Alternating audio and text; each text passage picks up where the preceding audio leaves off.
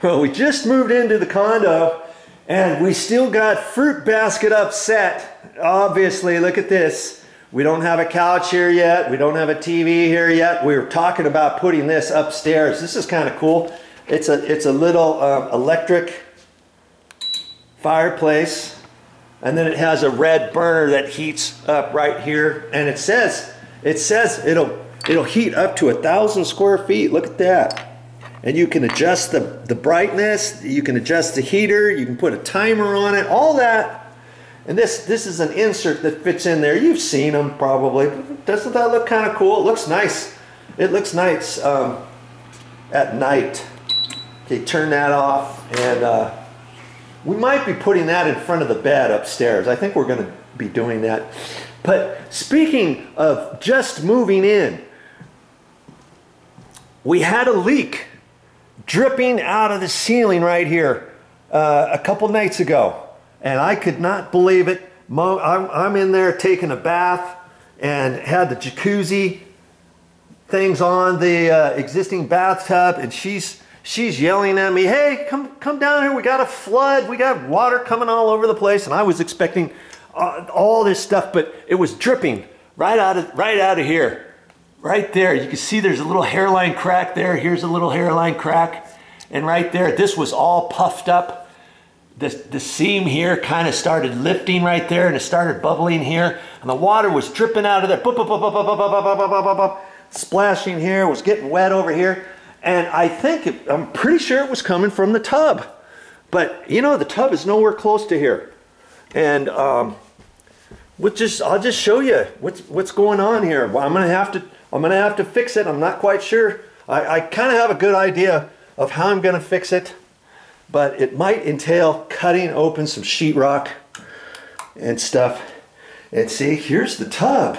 This is a cool tub too, by the way. It's an oversized tub. It's about 5 feet. Most tubs are about 5 feet long. This one happens to be almost 6 feet. It's 5 feet 10 inches from tile to tile. 5 foot 10 inches, and it can fit both Mommy and I. She sits one way, I sit the other way. We turn the jets on, and we had this thing fired up for 5 or 6 nights before it started dripping. And when I was running the drain, she was out there yelling.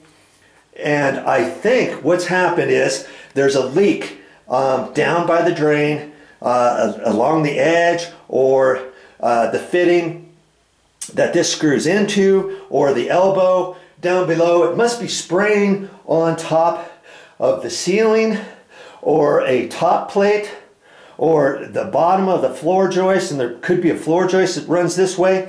And over 5 or 6 bathtubs, you remember, here's the bathtub, and here's the stairs that go down over there, boom, boom, boom, boom, boom, and it's dripping right in here.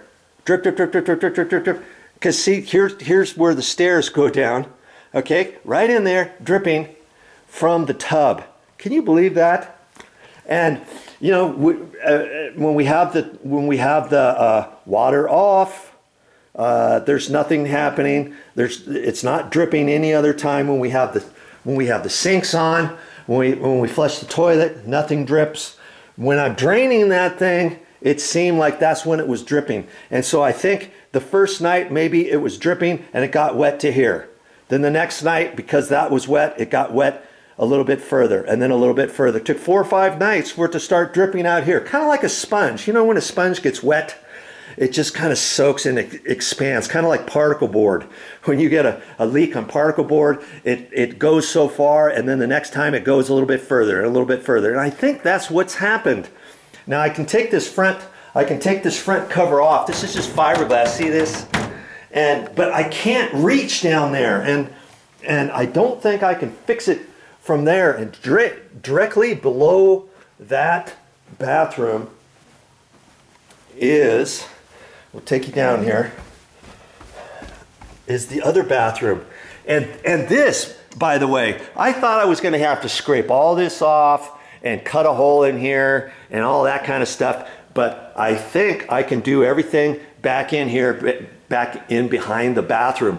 Just because you get a leak, don't just start thinking you have to cut this open right here. And speaking of that, this was all puckered and stuff, and after most of the water stopped dripping, I took a paper towel, damped this as dry as I could, and then I pushed everything back up, and then I dried it with my paper towel and kept putting pressure on there and stuff.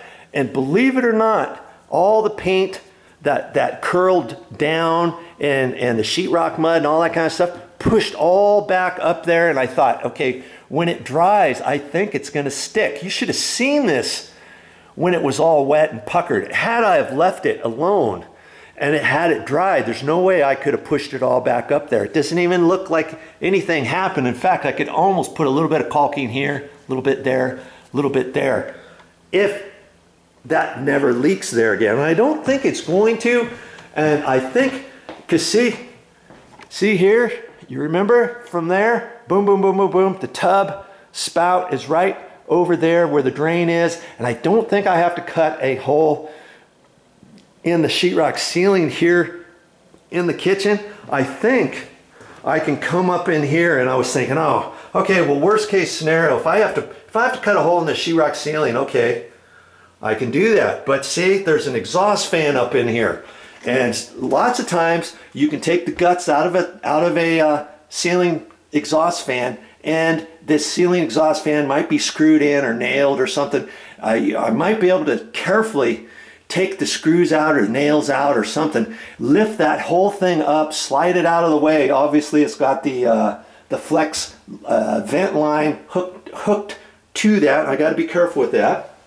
Okay, then I can use this as my inspection hole. I can shine a flashlight up there, poke my head up in there or something. I think I can get my head up in there. It's going to be tight, and I might be able to shine a light and look up there and make a determination what I think I need to do before I start cutting holes.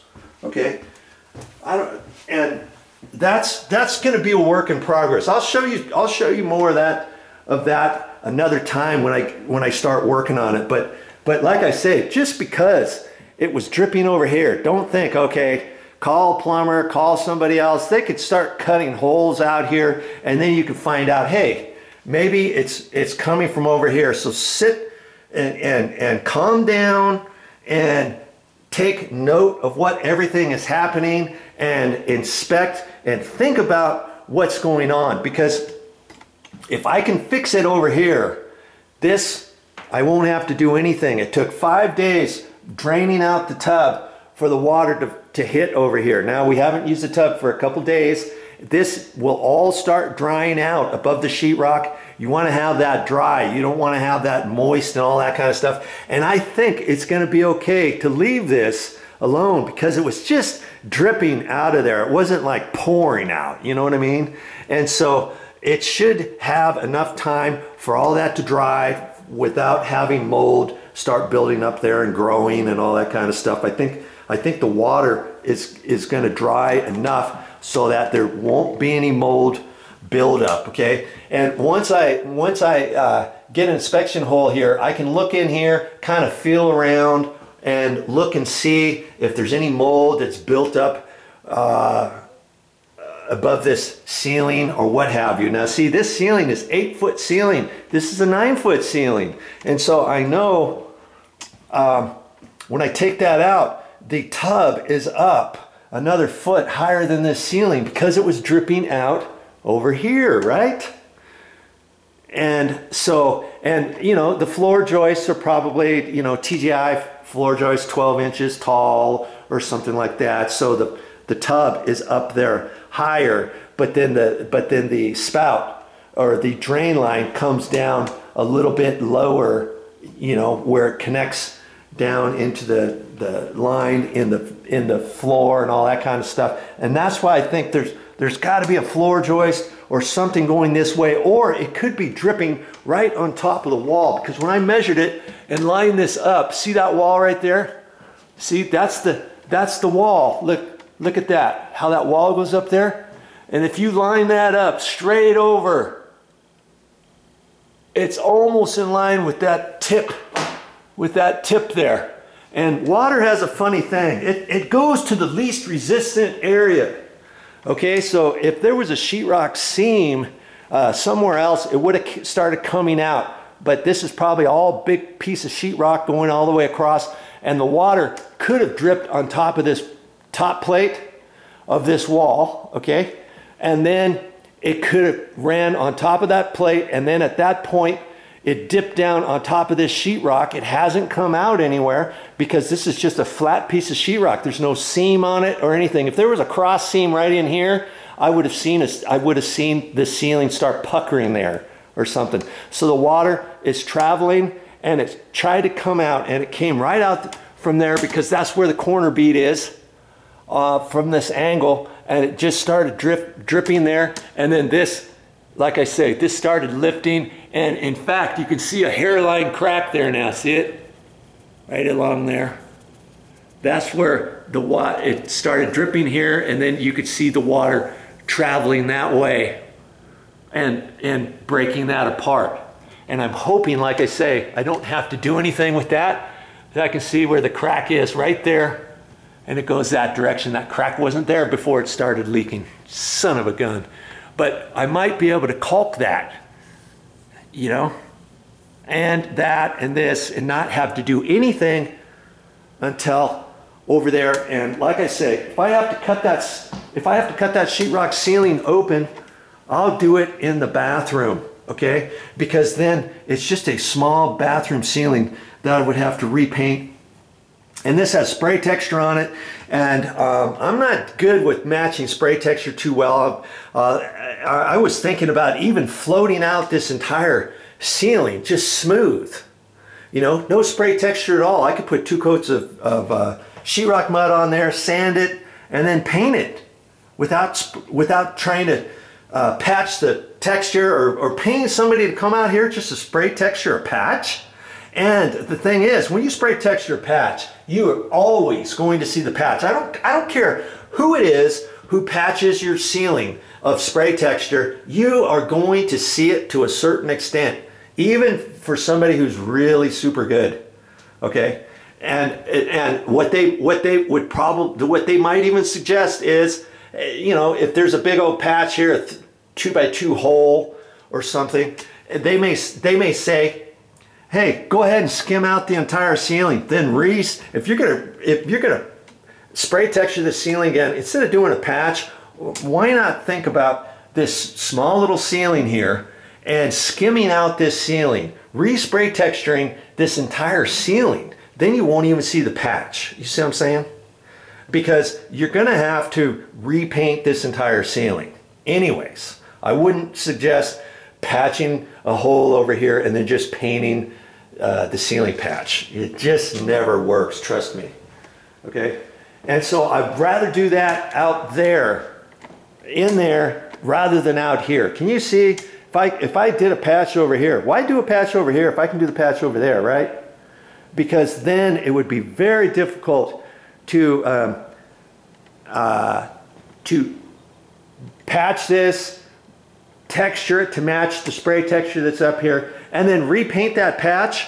And where am I going to stop? If I repainted just that area there, okay, maybe it doesn't blend in with everything else. And usually when I do a patch on a ceiling, I'll repaint the ceiling. But look where the ceiling ends. Look at this. It goes all the way out to here. I'd have to repaint this entire ceiling all the way down the hallway and everything not to see that patch over there. I mean, that's how I would do it if I had to have a patch over there. Because if you will remember, if you've seen all the different things I had to do in this kitchen ceiling, initially it came out this way and across this way with semi-gloss paint over here. And I didn't want semi-gloss paint. And this was flat paint over here, but it was a different color. So I put a coat of primer on there. I put a coat of Kills primer on there, and I put a coat of flat paint, and then I put 2 coats of finished flat paint over the whole thing. This area right in here has 4 coats of paint on it. So if you do a little patch on the side, you really think you're gonna blend that in, I'd think twice about it. Okay, so enough of that. I will show you my progress on that leak underneath the bathtub in a minute. Well, let's take a quick look over here. See how this this front cover just pulls out. There's a little flange here that fits up underneath this, and then the bottom has Velcro on it. And see, the bottom comes all the way down here to the Velcro strips that get pushed on there. And I'm gonna have to get a light to kind of look down in where that drain connection is, down in there. And I was thinking about I thought maybe I could take a 2x4 out. See this 2x4 here? That's just going up there, but that's kind of supporting a little thin piece of plywood here that goes across there. That could be kind of spongy if I take this little piece out, or maybe I can cut it and then reinstall it later. But I don't think that's going to give me very much room, you know, even to fish anything down there. I don't want to take this out. That's why I thought, you know, probably, and then even if I could even if this was open a little bit more, it's way down in there. And so I think I'm going to have, my best bet is going to be from working down below where the sheetrock ceiling is in the bathroom, unfortunately.